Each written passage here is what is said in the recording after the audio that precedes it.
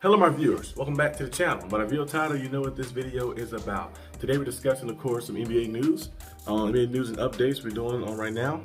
The first thing I want to discuss, of course, we're seeing LeBron James go down with the injury. LeBron James did suffer an injury to his groin. And you know, groin injuries can last a little bit. I had a groin injury before, years back when I was playing football, 707. Playing 707, put my groin. And it lasted for a little while, about a month or so like that. Like, you keep re-injuring it if you're on rest and stuff, so he could be out. You know, he's playing basketball, so he's always turning and twisting and stuff, of course. And they play like every other day and back-to-back games, so he probably could be out for a few weeks like that. But the Lakers are doing a very good job. You know, Mavericks trading Luka Doncic away, of course, was very crazy. Trading him away and he sent him to the Lakers, and the Lakers been playing phenomenal basketball. Luka kind of got things going on their way. That Knicks game they had a few days ago, in overtime, that was a very good game. I think you kind of seen the clutchness of what they can do. If those two guys can stay healthy for the full course of the playoffs, they could see themselves in the NBA Finals and maybe winning it all. You never know like that. Having Luka Doncic and LeBron James, those two guys work well together, and everybody else kind of getting in sync and going well. That could be perfect. JJ Redick doing a good job, putting the guys in the right spot defensively and then offensively as well. Like they're getting guys open, getting good looks.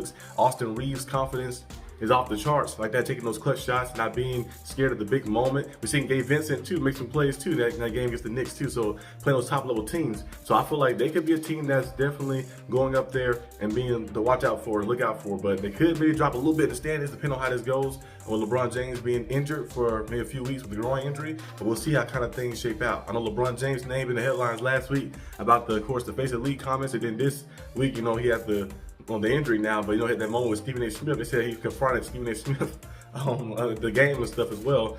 And really, you know, it's not because people got kind of misconception of like why he confronted them. I don't think it's because like Stephen A. Smith was critiquing his son. I think because of stuff how Stephen A. Smith was doing it, like saying, as a father, LeBron, you're doing this, and you got to think better as a father. Kind of like attacking his parent. Feel like what you're doing. I feel like any parent will look out for a kid. Of course, he's not going to hold his hand when he have him going out there and like he like get everything for him, of course. But he's looking out for him to like in a sense put him in the right opportunities, the right spots. I think any parent will do that in a sense. So they kind of had the little. He was telling him about that and stuff. And now Stephen A. Smith going to be on Skip Bayless' show, which is crazy. I don't know if Skip Bayless is still under investigation, and I have no idea about the Fox little lawsuit stuff that they have going on and stuff. But Stephen A. Smith and Skip Bayless are going to both be on the same show. And I've seen that in a little while, so we'll see exactly what they discuss on there, what happens. Might be more headlines and stuff, but keep you guys up to date on that.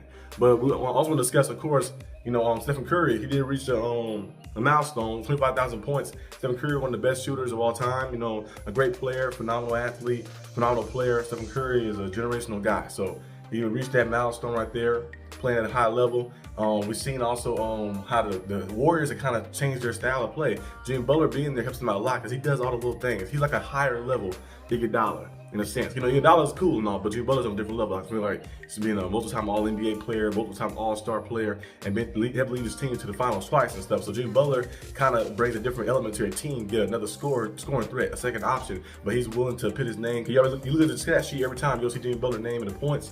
You'll see him on assists, rebounds, steals, everything. He do all the little dirty work and then some and then more. And able to get to the free throw line as well. He brought different elements to the team. That's why I had the Warriors as a sleeper team. I said, sleeper team to watch out for because Jimmy Butler, the playoff mode is different. Now, last week I was discussing, I said playoff mode is different. I'm a Heat fan, so we see Jimmy Butler turn it on in the playoffs many times, and it brings the best out of everybody around. Maybe you play with a great player like Stephen Curry next to you right there. You're gonna make everything even better. So we're seeing Jimmy Butler and the Warriors and Stephen Curry and stuff kind of get things going, and we're gonna see if they can take this thing all the way to. I wouldn't be surprised if they take it all the way to the conference championship or maybe beyond. You never know like that, depending on how the matches they get in the playoffs. So we gotta kind of wait and see what happens. I know my Heat. You know, ever since we traded Jimmy Butler, Jimmy Butler wasn't playing with us, of course. He wasn't playing for us in the first place, but every we traded him, we've been inconsistent. We've been inconsistent throughout the year. Right now we're like 29 and like 32, 33, like that, right that range. We're still in the playoff picture, of course, like I think like the 7 or 8 seed something, but the Heat got to find a way to get back on track. I'm gonna make a Heat video probably later this week discussing my team, but you know, they got to find a way to get back on track like that and stay consistent. Because they have moments in games like yesterday's game against the Bulls. You're winning the game in the fourth quarter, and then you kind of collapse like that. You lose by like 5 points, I think 109 or 114. So it's just like the things, the turnovers in the fourth quarter and the different mishaps. And Coach Spo is a legendary coach, one of the best coaches of all time, Hall of Fame coach. But sometimes you keep guys in too long. Like Terry Rozier, they go on cold streaks, and different guys on cold streaks, and you keep them in too long, and they kind of mess the flow of the game up like that. We start shot chunking and getting bad possessions and stuff, and then our offense already kind of struggling in the half court setting, so it kind of makes it very difficult for us to get anything going. And not having a pure a pure scorer out there. Tyler Hero can do his thing, but he can't do everything. We've seen games where Tyler Hero scored 40 a few times this season and we lost like that. So we need to find a way to stay consistent and be able to crash those boards and play defense interiorly and stop the turnovers as well in the fourth quarter collapses. The Heat has, 14 to 15 fourth quarter on 10-point blown leads that they lost. Imagine if maybe you lose about 4 of those, you win like 10 of those or something like that, and you probably looking at a bit different record, right? You might be sitting at top 3 record in the East, but the Heat cannot seem to overcome that hump of blowing those big point leads. They have 10-point leads, 15-point leads in the fourth quarter.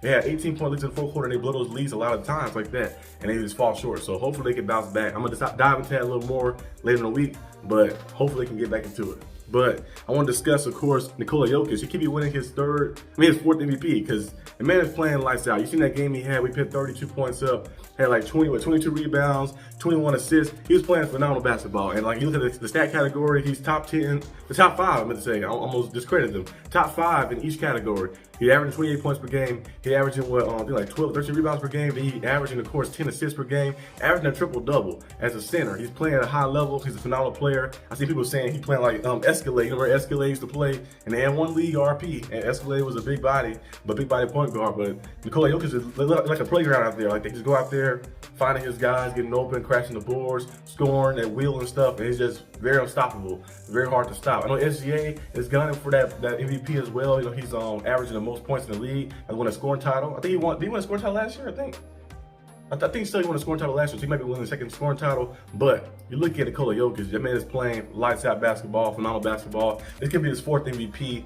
This man is playing tremendously, and if he stays the way he's at, playing the way he's at, he's gonna be out there and probably see himself maybe in the conference championship as well. So it's a lot of teams in the West. I can see the Lakers getting there. I can see the Warriors being a sleeper team to get there. I can see the Nuggets. I can see the Thunder getting there. Those are the 4 teams I feel like are the most threat in the Western Conference. The Mavericks, I always picked them at first as a sleeper team, but Kyrie Irving tore his ACL, as you guys know. His ACL was torn I think earlier this week, like that. He tore his ACL, you know, carrying the load of the team, because Anthony Davis been out for a little while. Like, this is the first game he played. He went crazy, then he got injured within the second half. Like that, he had some good numbers, but the injuries happened, and he's been out since then. And then Kyrie Irving kind of carrying the load of things like that. I've seen games he put up 36 points, 35 points, 30 points, doing everything he can. He came down on his leg a little wrong. He got to the rim, came down a little wrong on his leg, and he tore his ACL. So Kyrie Irving is out for the season. So yeah, Klay Thompson's still here. Anthony Davis is still injured. So the trade is kind of looking out to be a little shaky, because we know Kyrie Irving, Anthony Davis, and Klay Thompson, all those guys, when they're all healthy, that's a great team. But that was the kind of concern. Like, you traded Luka Doncic because you said his weight problems and you said health concern, he missed some games. But you trade for a guy who has missed a lot of games like that. I like Anthony Davis. You bring him in, he get injured the first game like that he played. So it's like, I don't know what Nico is doing, but he might. Well, I think he's like new management now too as well. You know, Mark Cuban sold his I think majority stake here in Dallas. He sold it to that company and trying to get things going, more gambling and more casino stuff going. They're probably gonna build a casino here, probably here in Dallas eventually. But they kind of care more about the money side of things instead of focusing on the team success. Sometimes people gotta realize that team success can bring in money as well like that. Look at some of those small market teams who have won championships, and you see how a championship affected their whole market and brought this attention to them and more stuff to them. But Dallas is not a small market team, of course, but you know, like, in terms like that. But I feel like Dallas Mavericks, the new management kind of looking at things the wrong way. They kind of look like the Cowboys a little bit in a sense, you know. I'm not a Cowboy fan, I'm a Steelers fan, as you can see, of course. But, you know, like, look at the Cowboys. I live in Dallas, so you look at the Cowboys. They're the richest sports team ever in all of sports like that, you know.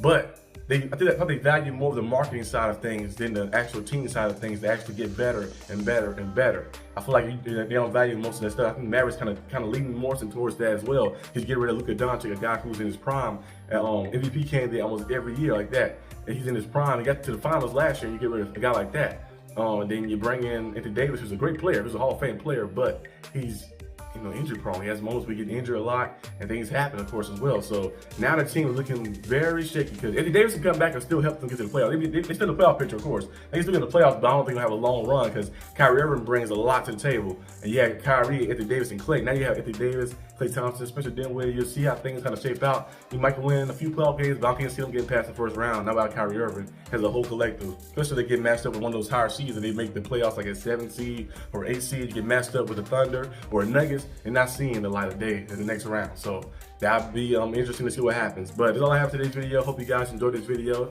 If you did, like and subscribe for more content. We have more basketball stuff coming up. You know, the March Madness for the men and the women is coming up. And we know we all for college basketball, I'm gonna be covering that a little bit. And then also, of course, you know, the NBA is coming back eventually as well in a few months. I'm definitely be at some of the games, of course. I get my tickets already ready for the Mercury games when Mercury come here, and probably see the Aces as well when the Aces come to Dallas as well to play, and some other games as well like that. So I'm gonna be on the lookout for that. Probably do some little game vlogs, maybe on this channel or my new channel I make. Once this channel reaches 1,000, it's another channel I'm gonna do, kind of be more in real life type of channel. So me doing like sports vlogs and stuff like that, like in real life, and me trying to do interviews of like school legacies of like sports and stuff, and also different scripted series that I have playing and stuff, more like a documentary type style, like on channel and stuff. So that would be the other channel. So maybe I might do it on that channel. So be on the lookout for that. But I see you guys when I see you. Peace out.